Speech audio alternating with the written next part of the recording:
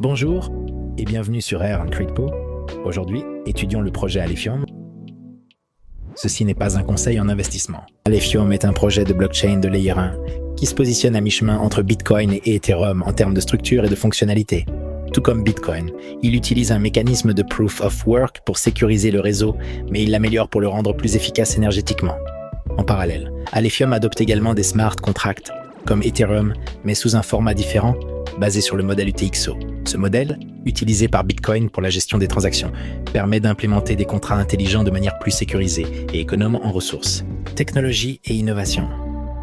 La force principale d'Alephium réside dans son architecture unique appelée Blockflow, qui combine le sharding et la Proof of Work optimisée pour offrir une blockchain évolutive, sécurisée et efficace.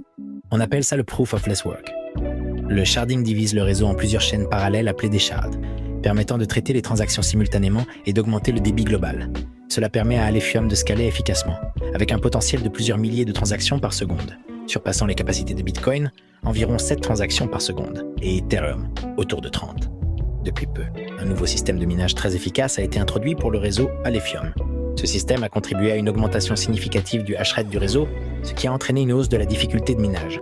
Cela signifie que les mineurs doivent désormais fournir plus de puissance de calcul pour valider les blocs, ce qui renforce la sécurité du réseau en le rendant plus résistant aux attaques potentielles. Grâce à l'augmentation du hash rate, Alephium est devenu plus sécurisé, car la probabilité de manipulation ou d'attaque est considérablement réduite. Cette montée en puissance a également entraîné une augmentation des récompenses de minage, attirant davantage de mineurs et augmentant ainsi la décentralisation du réseau. De plus, la combinaison du nouveau système de minage avec le mécanisme Proof of Less Work permet au réseau de rester énergétiquement efficient avec une consommation électrique nettement inférieure aux blockchains traditionnelles. Tokenomics. Les tokenomics d'Alephium sont conçus pour assurer la durabilité du projet à long terme. L'offre totale de son token, Alpha, est plafonnée à 1 milliard. Lors du lancement du mainnet, 140 millions de tokens ont été créés, tandis que les 860 millions restants seront distribués comme récompense de minage sur 80 ans. La market cap diluée n'est donc pas forcément pertinente. Les 140 millions initiaux sont répartis ainsi. 80 millions pour les ventes privées, 30 millions pour le développement de l'écosystème et 30 millions pour la trésorerie, tous avec des périodes de blocage et de déblocage progressifs. Pour soutenir la sécurité du réseau, les frais de transaction sont brûlés, réduisant l'offre globale.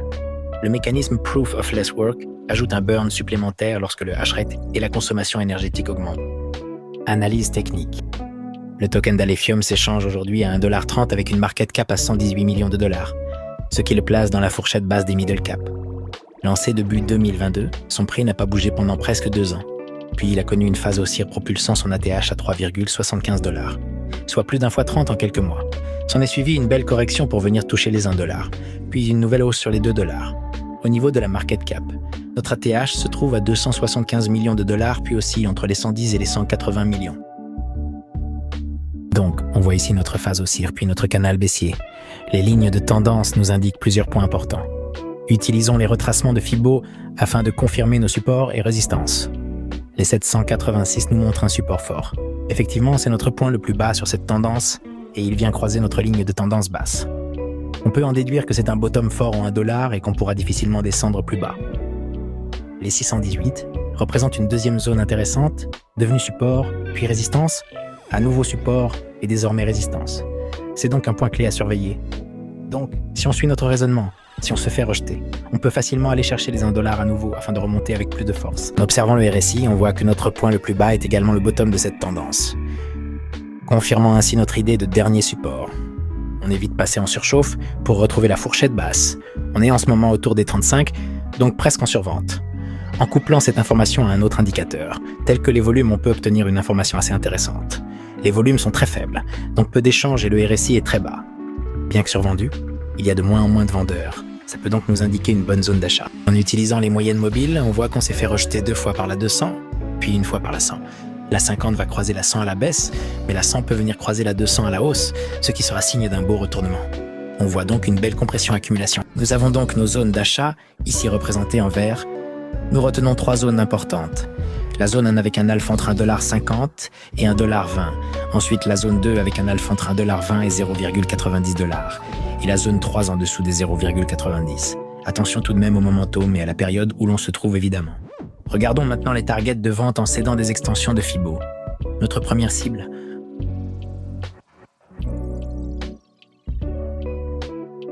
ou un 618 pour un alpha juste en dessous des 7 $, ce qui ferait une market cap à 6,3 milliards. Pour une vente en DCA inversée. Pourquoi pas vendre 30% de son bag à ce niveau-là, puis les deux 618 avec un alpha à 10,4 $. Pourquoi fixer un ordre de vente juste en dessous des 10 $, qui représente une barrière psychologique forte, 30% également. Prochaine cible, 3618, juste en dessous des 14 $ avec une market cap à 12,6 milliards, une vente de 30% encore. À ce niveau-là, on a vendu 90% de notre bag et avons respectivement réalisé un x5, x7 et x10. Reste notre moon bag qu'on peut déclencher autour des 25 $ si jamais le half et le bull run s'enflamment. En comparant rapidement le half et le Caspa, deux layers à nos propriétés similaires bien qu'aux technologies différentes, on obtient un alpha à 37 $ et 43 $ sur la TH. Pourquoi pas adapter nos targets en laissant traîner quelques ordres à ces niveaux-là? Bien que cela semble très optimiste. Conclusion et avis personnel. Alephium propose une technologie très intéressante et une roadmap réalisable et pertinente. Le projet trouve son public peu à peu et les mineurs sont également très présents. Mais plusieurs défauts restent visibles. D'une part, la multitude de layers 1 et de blockchain sur le marché. Chacune avec sa technologie et ses points forts, diluant ainsi les liquidités. Deuxièmement, l'écosystème. Bien qu'il commence à être fourni, avec une quarantaine d'applications, je ne trouve pas encore d'applications réellement adoptées et utilisées. Ce n'est que le début certes, mais c'est ce point qui sera déterminant pour le développement d'Alephium. Cela nous emmène sur le troisième point à soulever, qui est le langage de programmation appelé Ralph. Propre à Alephium, cela peut limiter le nombre de développeurs et donc le nombre d'applications. Cela n'a pas empêché Solana et son langage, le Rust, d'exploser, mais c'est un fait à prendre en compte. Pour ma part, j'apprécie ce projet, mais il représente un petit pourcentage de mon wallet, environ 5%. Il faudra surveiller le développement de près, mais cela reste un projet formidable plein de potentiel. C'était Aaron Crypto. N'oubliez pas de liker, commenter et de vous abonner pour suivre nos prochaines vidéos. Le prochain sujet sera la pépite Graph Linux Chain.